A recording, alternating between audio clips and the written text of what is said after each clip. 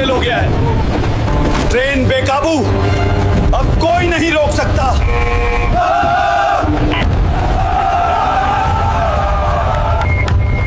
तू यहां कैसे?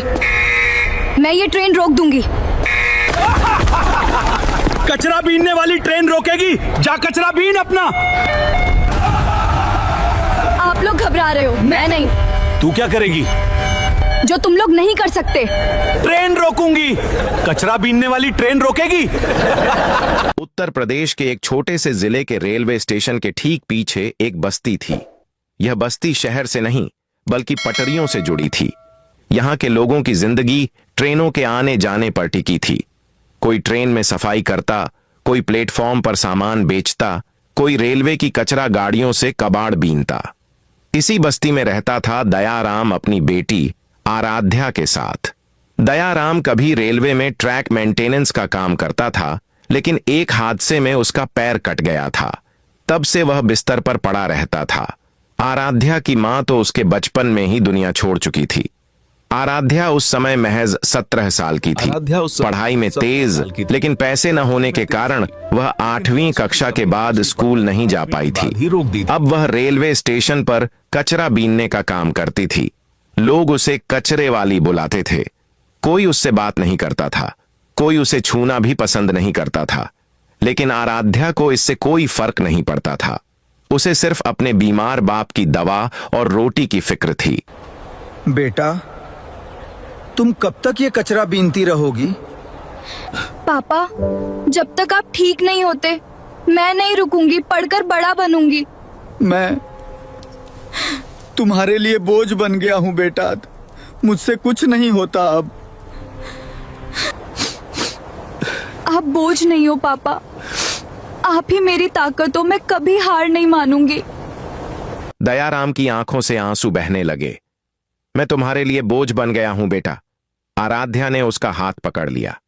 आप बोझ नहीं हो पापा, आप मेरी ताकत हो। आराध्या को बचपन से ही मशीनों और पुर्जों में दिलचस्पी थी। जब भी उसे कोई टूटा हुआ पंखा, रेडियो या कोई मशीन का पुर्जा मिलता, वह उसे खोल कर देखती। वह समझ जाती थी कि कहां क्या खराब है।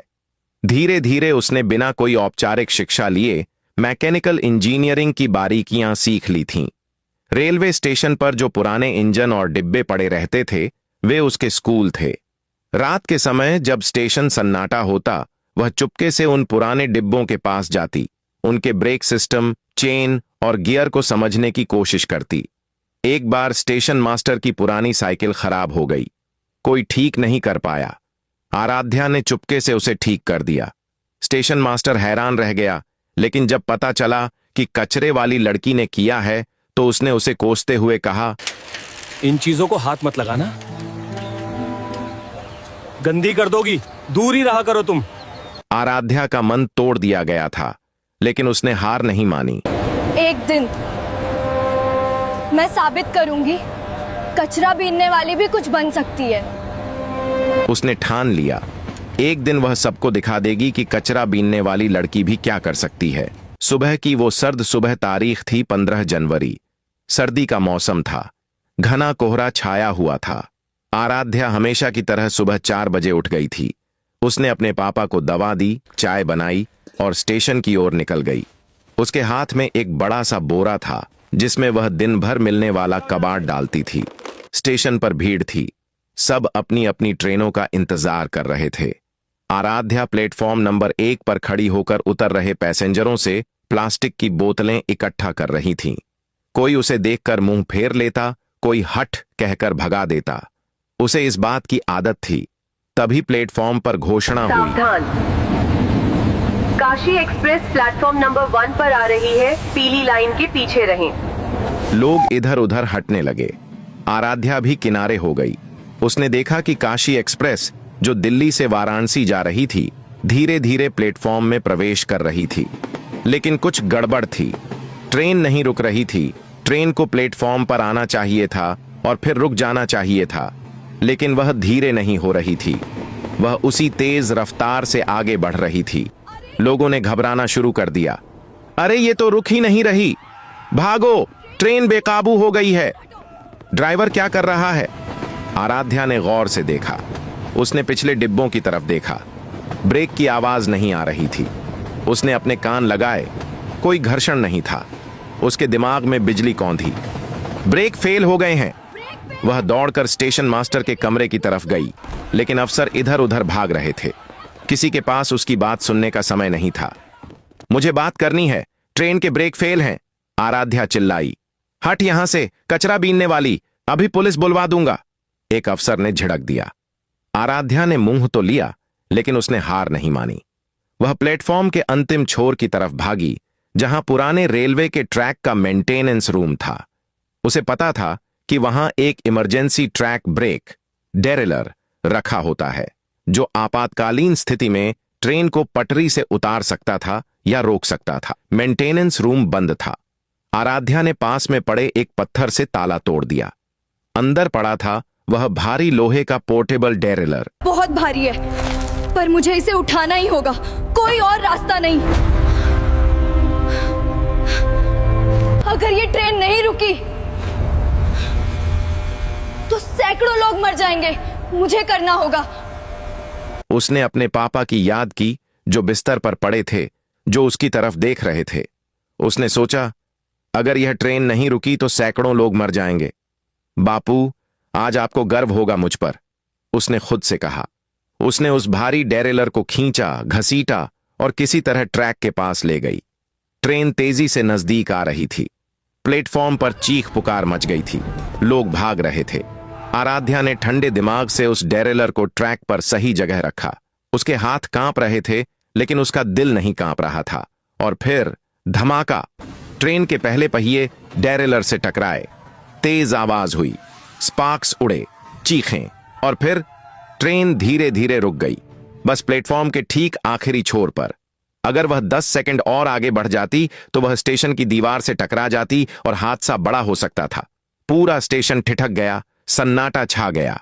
फिर तालियों की गड़गड़ाहट। लोग दौड़कर आराध्या के पास आए, लेकिन वह नहीं देखना चाहती थी। उसके हाथों से खून बह रहा था। लोहे के उस भारी उपकरण ने उसकी हथेलियां चीर दी थीं। वह वहीं जमीन पर गिर पड़ी। ये लड़की कौन है? ये तो वही है जो कचरा बीनती है। कचरे वाली ने हमारी जान बचाई। खबर पहुंची दिल्ली उसी दिन शाम तक। यह खबर हर चैनल पर थी। कचरा बीनने वाली लड़की ने बेकाबू ट्रेन को रोककर सैकड़ों जिंदगियां बचाईं। सोशल मीडिया पर आराध्या की तस्वीर वायरल हो गई। कोई उसकी बहादुरी के किस्से सुना रहा था, कोई उसकी गरीबी पर रो रहा था। लेकिन सबसे बड़ी बात, यह खबर प्रधानमंत्री कार्यालय तक पहुंची। प्रधानमंत्री श्रीमती नंदिनी राजपूत उस समय अपने कार्यालय में थीं। ये लड़की कौन है, कहां रहती है, इसके बारे में पूरी जानकारी तुरंत चाहिए। अगले दिन सुबह सुबह पीएम का हेलीकॉप्टर उस छोटे से शहर में उतरा। मीडिया का हुजूम उमड़ पड़ा। पुलिस बल तैनात कर दिया गया। पीएम उस बस्ती में जब पीएम की कार उस गंदी बस्ती में पहुंची तो लोग दंग रह गए। क्या यह वही बस्ती है जिसे कभी कोई देखना तक नहीं चाहता था? आराध्या उस समत अपने पिता के सिर पर हाथ रखकर बैठी थी। उसके पिता का बुखार उतरने का नाम नहीं ले रहा था। घर में एक भी दवा नहीं थी। पास में पड़ा था कल का बचा हुआ सूखा रोटी का टुकड़ा। दरवाजे पर दस्तक हुई। आराध्या ने दरवाजा खोला तो उसके होश उड़ गए। सामने खड़ी थीं प्रधानमंत्री नंदिनी राजपूत। आराध्या, मैं तुमसे मिलने आई हूं, पीएम ने मुस्कुराते हुए कहा। आराध्या के पैरों के नीचे की जमीन खिसक गई। वह लड़खड़ा गई। पीएम ने उसे थाम लिया। नहीं बेटा, तुम नहीं गिरोगी। तुमने आज पूरे देश को संभाला है। पीएम ने अंदर कदम रखा। उन्होंने उस झुग्गी को देखा। टपरती छत, गंदी दीवारें, बीमार बूढ़ा पिता और भूख से बिलखती एक जिंदगी। पीएम की आंखों से आंसू छलक पड़े। पीएम ने तुरंत अपने सचिव से कहा, आज से ये मेरी बेटी है। इसके पिता का इलाज होगा और ये पढ़ेगी। इसे फुल स्कॉलरशिप मिलेगी। रहने और खाने का पूरा खर्च सरकार उठाएगी। मैडम, मेरे पापा को दवा चाहिए। मेरे पास कुछ भी नहीं बचा। पीएम ने उसे उठाया और कहा, बेटा, आज से तुम्हारी हर जरूरत पूरी होगी। तुमने सैकड़ों बच्चों को उनके माँ बाप लौटाए हैं। अब देश तुम्हारा कर्ज उतारेगा। प्रेस कॉन्फ्रेंस उसी दिन दोपहर में एक प्रेस कॉन्फ्रेंस बुलाई गई। पीएम ने आराध्या को अपने साथ मंच पर बिठाया। पत्रकारों की भीड़ पीएम थी। जी, इस लड़की ने ट्रेन को आखिर कैसे रोका? इसके पास डिग्री नहीं था, पर हिम्मत थी। इसने वो किया जो बड़े इंजीनियर नहीं कर पाते। क्या सरकार इस लड़की को रेल मंत्रालय में नौकरी देगी? पहले ये पढ़ेगी, फिर खुद रास्ता चुनेगी। मैं चाहती हूँ ये इंजीनियर बने। आप इस लड़की को व्यक्तिगत रूप से कितनी मदद देंगी? पीएम मुस्कुराई। वो मेरी बेटी है। एक मां अपनी बेटी के लिए क्या कुछ नहीं करती। मीडिया में हड़कंप मच गया। अगले दिन अखबारों की सुर्खियां थीं। प्रधानमंत्री ने कचरे वाली लड़की को गोद लिया। ब्रेक फेल ट्रेन ने तोड़ी गरीबी की ब्रेक। आराध्या, गरीबी से गौरव तक का सफर। पीएम के निजी विमान से आराध्या और उसके पिता दिल्ली लाए गए। यह आराध्या की पहली विमान यात्रा थी। वह खिड़की से बाहर देखती रही। बादलों को छूने का एहसास कैसा होता है, आज उसे पता चला। पिता दयाराम का इलाज एम्स में शुरू हुआ। डॉक्टरों ने कहा कि उनके पैर का ऑपरेशन हो सकता है, वह फिर से चल सकते हैं। यह सुनकर आराध्या खुशी से पागल हो गई। नया घर पीएम ने आराध्या के लिए दिल्ली के एक अच्छे इलाके में एक छोटा सा फ्लैट दिलवाया। उसमें सारी सुविधाएं थीं, बिजली, पानी, गैस चूल्हा, पंखा, फ्रिज, टीवी। आराध्या इन चीजों को देखकर हैरान थी। उसने आज तक अपने घर में पंखा नहीं देखा था। पहली रात वह फर्श पर बैठकर सोचती रही, क्या यह सच है? कहीं यह सपना तो नहीं? लेकिन यह सपना नहीं, सच था। पीएम के आदेश पर दिल्ली के एक प्रतिष्ठित स्कूल में आराध्या का एडमिशन करवाया गया। 11वीं कक्षा में, विज्ञान संकाय में। स्कूल में पहले दिन सब उसे घूर रहे थे। वहां के बच्चे महंगे कपड़े पहनते थे, अंग्रेजी में बात करते थे। आराध्या हिंदी में बोलती थी, साधारण कपड़े पहनती थी। पहले कुछ दिन उसे बहुत अकेलापन महसूस हुआ। एक दिन तो वह क्लासरूम के बाहर बैठकर रोने लगी, लेकिन फिर उसे याद आया उसने ट्रेन रोकी थी। वह पीएम से मिली थी। वह वही लड़की है जिसे पूरा देश सलाम कर रहा है। उसने फिर से हार नहीं मानी। उसने पढ़ाई में जुट गई। उसके टीचर हैरान थे, यह लड़की इतनी जल्दी सब कुछ सीख रही थी। 2 साल बाद आराध्या ने 12वीं की परीक्षा में 95% अंकों से पास किया। यह उस स्कूल के इतिहास का सबसे ज्यादा प्रतिशत था। पीएम ने खुद आराध्या को बधाई दी। उन्होंने कहा, देखा बेटा, तुमने साबित कर दिया, जिद हो तो गरीबी कभी रुकावट नहीं बनती। आराध्या ने IIT दिल्ली में एडमिशन ले लिया। वह मैकेनिकल इंजीनियरिंग पढ़ने लगी।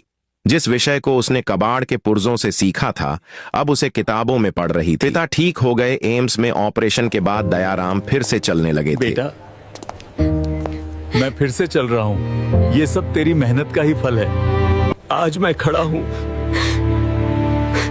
बेटा, तूने मुझे नई जिंदगी दे दी।